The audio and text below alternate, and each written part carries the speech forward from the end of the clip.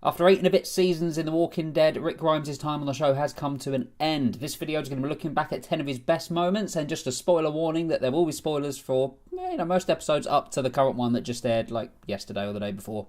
So yeah, let's look at Rick's best moments. Put the bunny back in the box. So regular viewers on the channel will know that I did a video a little while ago on the decline of The Walking Dead and why I was stopping watching, and that I wasn't going to watch anywhere past the midpoint of Season 8, and I was going to stick to that. But then they announced that Andrew Lincoln was leaving, like quite publicly. It was a bit of a ratings draw, I think, to say that your main character is going to die. What a surprise that would have been. I mean, I wouldn't have seen it happen, but what a surprise for those who were still watching. But instead they announced it early, and that did draw me back in, so I guess it kind of worked. My plan was then to watch until Rick's last episode, so I caught up on the back half of Season 8, which I didn't particularly like all that much. And I've seen the first few of Season 9, and so far it's better. It's much better. I kind of wish Angela Kang had been showrunner like 2 seasons ago. She could have saved a lot of problems for the show, but she wasn't, and here we are. I'm going to do a video, I think, on the first 5 episodes of Season 9, once the 5th one's aired next week, just talking about Rick's departure and how it all played out and what I thought about it. And if you want to see it, click that little notification bell as well, and it will let you know when it's uploaded. But for now, let's talk Rick Grimes. These are, of course, just my top 10 picks for the best Rick moments, so once the video's over, or even during the video, whatever you like, just go into the comments and let me know your favourite Rick moment as well. Let's talk about The Walking Dead together, and let's mourn his loss together. I feel oddly sad about it, even though I've gone off the show quite a bit in the last couple of years. I'm still sad, because this show was a big part of my life for a while. I absolutely loved it. And even when it was awful, I still loved the character of Rick. Even when Rick's being a dick, I still like Rick. But let's kick this off then with my 10th choice for the best Rick moments. So at number 10 is one of the most recent, in fact I think it is the most recent Walking Dead moment on this list. And it comes at the start of Season 8, a season that I really did not like. But this was one of the few moments that I really, really appreciated. And it's sad as well because it made me think the season was going to be awesome. It wasn't, but this moment was. So the setup for this one is Rick and everybody else have just arrived at the Sanctuary and they're about to start war on Negan. In the middle of a countdown, Rick gets to, I think, number 8, and then just goes screw it and unleashes gunfire upon them. And it's such a cool moment to see Rick not wait till 1. Rick's angry. Rick's had enough at this point. Rick's done giving second chances to these people. He is out for blood. Okay, I'm counting. 10, 9, 8, 7. I do think the moment would have been slightly better if they were allowed their one use of the F word, like just Rick going fuck it and then fire him would have been awesome. But yeah, a great Rick moment, and one that showed that he really did mean business. This is a Rick that wasn't playing around at all. Like, he was totally willing to kill Negan. Not even willing, like he wanted to kill him. It was driving him. It's his driving force is to end this man's life and to bring his regime down. And he doesn't waste a second in that moment to get things started.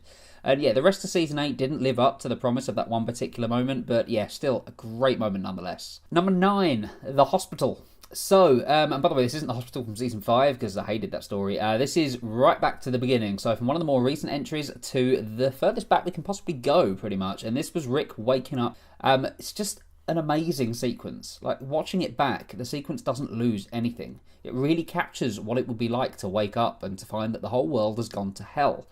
It's all done. I don't know if it was necessarily in one shot when he's walking through the halls, but it looks like it. It feels like it is.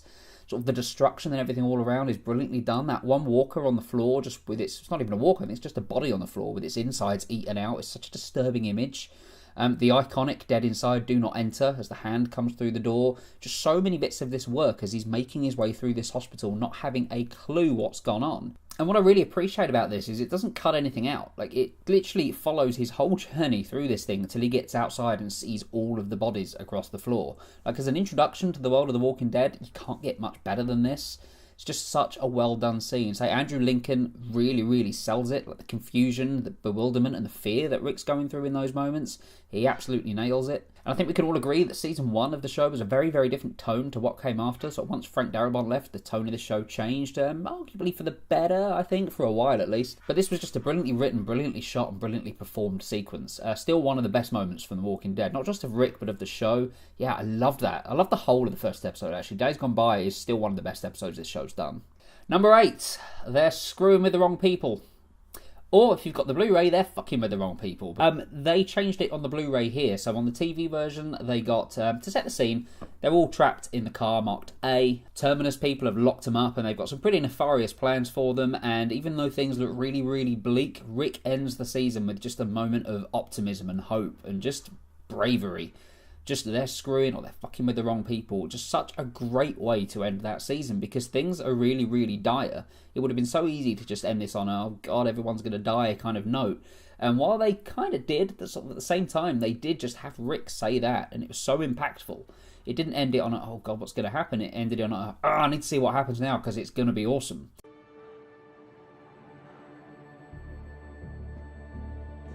They're going to feel pretty stupid when they find out. Find out what?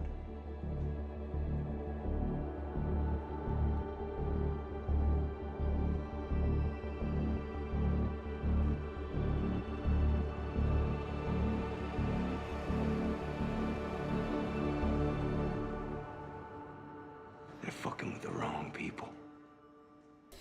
Yeah, I suppose it takes away from it a little bit that it wasn't really Rick that saved the day. It was Carol, one of Carol's best moments ever. Despite that, it's a cliffhanging ending that lived up to the promise. That first episode of Season 5 is still one of the strongest episodes of the show. Just so good in almost every respect. And it needed to be because of how they ended that fourth season. It needed to come out with Season 5 swinging, and it did. And yeah, it all began with Rick just saying that line absolutely perfectly. And I'm glad we got the swear version of the Blu-ray because I like swear words. And number 7 is Rick and Shane's fight. So the hostility between Rick and Shane had been building for quite a lot of season 1 and 2. Actually, it was a very slow burn and I liked the way that it was done, but I think most fans were waiting for these two characters to actually come to blows.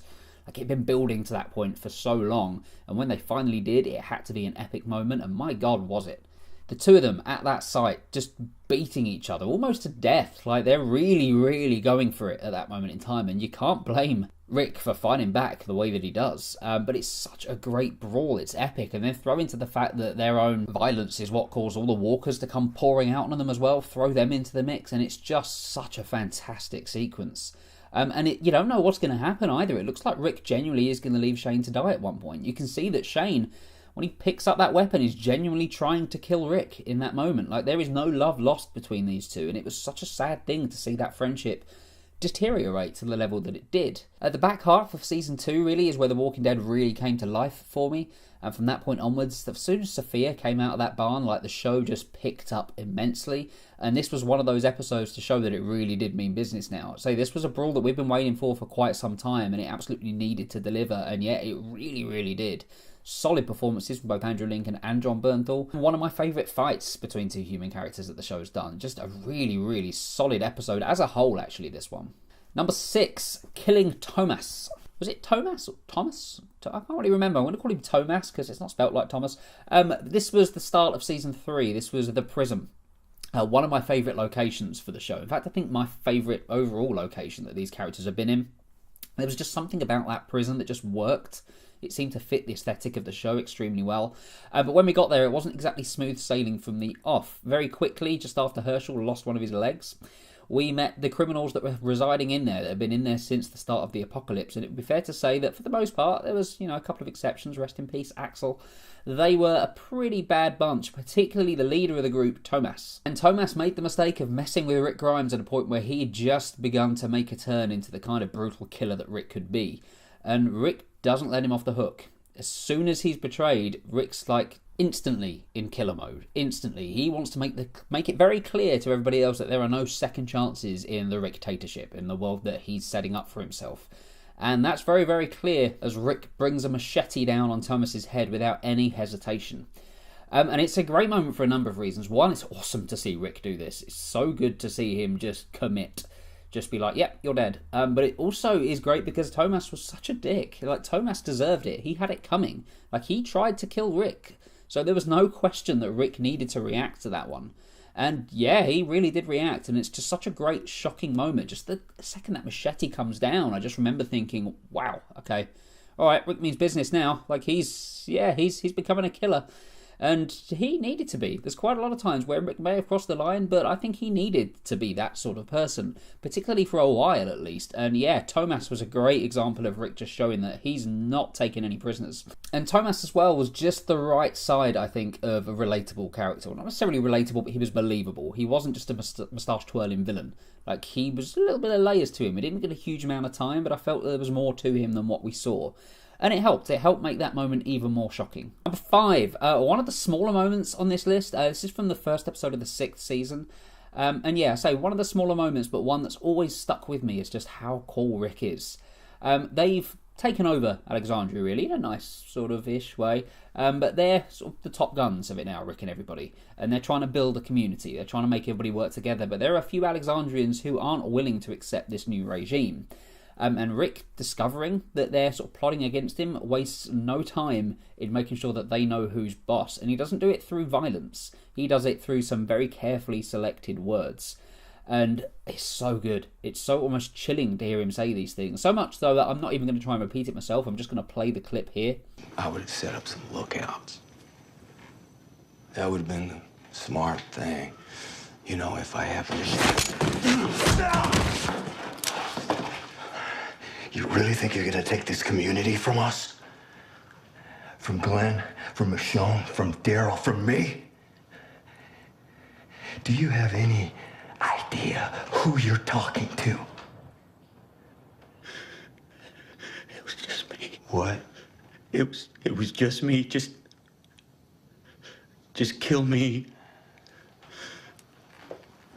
But what a moment. Like, perfectly delivered by Andrew Lincoln. Absolutely nailed it. Just listing a few people's names, Glenn, Michonne, just so cool. So indicative of a character who believes in not just him, but everybody else around him as well. Like, they are a force to be reckoned with, and he wants to make sure that everybody knows it. And Rick could easily have just gone down the banishing route at that point, but he doesn't. He just makes his point extremely clear, and he delivers it very, very well. Yeah, say... smaller moment than some of the bigger ones on this list, but one I absolutely loved. I think it's such a great example of what kind of character Rick is and how much of a force he can be when he wants to be. Number 4, the Ricktatorship.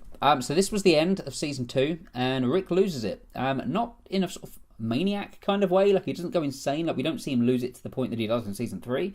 But he's so beaten down by everything that's happened to him at this point. He's had to kill his former best friend.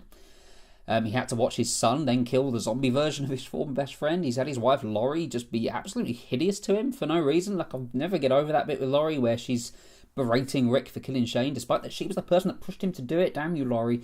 But it's very easy to see why he snapped. Why he instantly was like, right, it's my way or get the fuck out of here. Do something. I am doing something. I'm keeping this group together, alive. I've been doing that all along, no matter what. I didn't ask for this. I killed my best friend for you people, for Christ's sake. Maybe you people are better off without me. Go ahead. I say there's a place for us, but maybe it's just another pipe dream. Maybe I'm fooling myself again. Well, why don't you go and find out yourself? No takers? Fine. We get one thing straight. You're staying. This isn't a democracy anymore. And yeah, he's earned that, I think. He's been through a lot in Season 2. Not just those bits we mentioned, like Carl nearly died. Get used to that, Rick. But yeah, a lot has been put on Rick Grimes' shoulders, and people keep looking to him as the leader. So it's understandable that he'd go, if you want me to lead, you're going to have to do things my way. There's no sort of debate here. This is my way, or you're not part of this crew anymore. And just a great moment to end that second season on. So good. Just a great turn for Rick. As I say, that's a position he'd earned. People put him in the leadership spot. So it's completely understandable that he doesn't want people second-guessing him or challenging him. He just wants them to follow. Like, if you want to follow me, you're going to have to do what I say when I say it. At number 3, I already made you a promise. So this is back to the Terminite fiasco. I mean, in a good way, it's a great storyline. But yeah, things went south very quickly for everybody when they got to Terminus. And one of the most deplorable villains on this show, I think, not quite as blatant, but is Gareth. What I liked about Gareth and the way they used him is that they made him a series regular. Like, they said, there was announcements that he was a series regular for the show's 5th season. And then 3 episodes in, he dies. 3 episodes in, he's gone. But I just love how they did it. This is Rick at his darkest, one of his darkest moments. There is no question that Gareth and the rest of the Terminites deserve to die. I mean, they were eating people, for goodness sake, luring them in and eating them. Like, they're bad people. They ate Bob's leg. Like, not cool people at all. And yeah, they deserve to die, but I wasn't expecting it to be done quite as brutally as it was. Just that church setting was such a creepy setting, such a creepy place to have this scene take place in. But it was so dark, and I love it when this show gets really, really dark. When it embraces the darkness, it's so, so good. None more so, I think, than in this particular scene, because Rick is he's very chilling in this. He's very, very calm, he's very, very lucid, but he's very, very brutal. And when Gareth's there pleading for his life, like begging them to let them go, you think that Rick's, might well do it. But he doesn't. He reminds him that he made him a promise to kill him, and then the machete goes straight for him, and we got Michonne, Abraham, Sasha, everybody else in there beating these people to death. It's extremely violent, and it is, even though the Terminites definitely deserved it, there is a part at this point where you're like, who are the good guys here? Like, is Rick and everybody now the bad guys? Like, they could have done that more humanely, but it was just very, very brutal and shocking. And yeah, one of my favourite moments on this show, because it was just so unexpected. Like I say, I expected them to die, but not to play out quite like that. Number 2, and the best name I can think of for this choice, is Rick going superhuman after Carl loses an eye. This is one of my favourite moments of the show, even though it is so over the top. To set the scene, Carl's been shot in the eye and somehow survives. He's in a pretty bad way. Rick doesn't know that he's going to survive at this point. Walkers have infested Alexandria. Things are looking incredibly bleak. And Rick goes nuts. He goes out on his own with these dozens and dozens of walkers and starts chopping away at them all by himself. Initially, I was sort of torn on this because it was like, Rick can't survive this. Surely he can't take all these people down. And I think it does go on for a little bit longer with him just out there, just hacking away at things coming towards him. But it's so cool. It's so well done. And just when you think the scene can't get any cooler, everybody else from Alexandria comes out to help him. Everybody comes out to assist. And we get one of the best walker fights, I think, ever on this show. I just love the way it was shot. It was so exhilarating, so exciting. Like the quick cuts to everybody as they're hacking away and cutting and fighting is just done extremely well.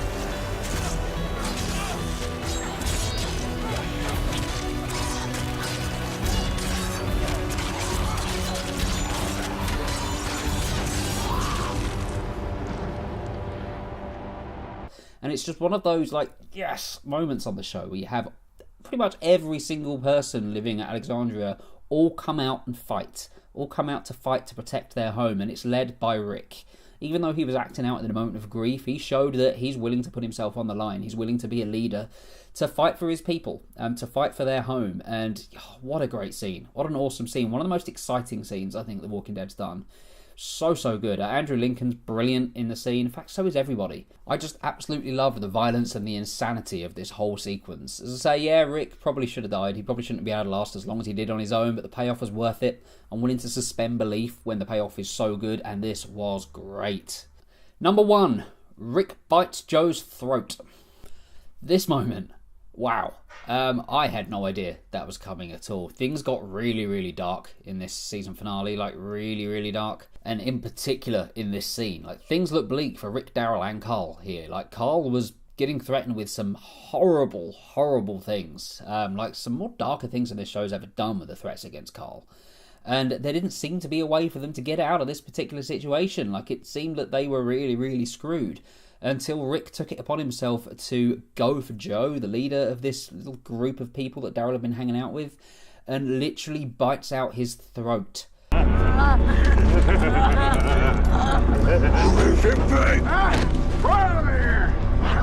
the hell are you gonna do now, sport?